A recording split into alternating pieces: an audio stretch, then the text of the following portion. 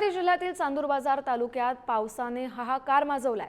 सलग झालेल्या पावसामुळे अनेक ठिकाणी जनजीवन विस्कळीत झालंय। चांदूर बाजार ते सोनेरी मार्गावरील पुलावर पाणी साचलं होतं, त्यामुळे वाहन चालक जीव धोक्यात घालून वाहन पाण्याबाहेर काढताना दिसतायत। सोनेरी गावचा संपर्क देखील त्यामुळे पूर्णपणे तुटलाय। प्रशासनाकडून सतर्कतेचा इशारा देखील देण्यात आलाय। अनेक घरांमध्ये पाणी शिरलंय, त्यामुळे घरातील जीवनावश्यक वस्तू आणि अन्नधान्याचं मोठं नुकसान झालंय। जीव वाचवण्यासाठी गावातील नागरिकांना उंच घरावरील स्लॅबवर आसरा देखील घ्यावा लागलाय। शेतकऱ्यांचं देखील या पावसामुळे प्रचंड मोठं नुकसान झालंय। कपाशी, सोयाबीन आणि तूर ही पिकं पूर्णपणे पाण्याखाली गेली, त्यामुळे शेतकरी आता मेटाकुटीला आलाय।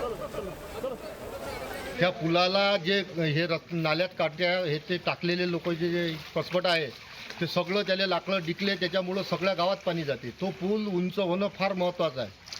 तसंच शेतीचं नुकसान आहे आमच्या इथं। नाला खोलीकरण आमच्या इथं गावातला झाला नाही, बाकी शेतातला नाले झाले आहे खोलीकरण।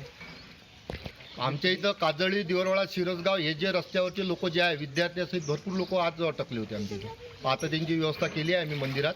काही लोक संस्थेत आहे।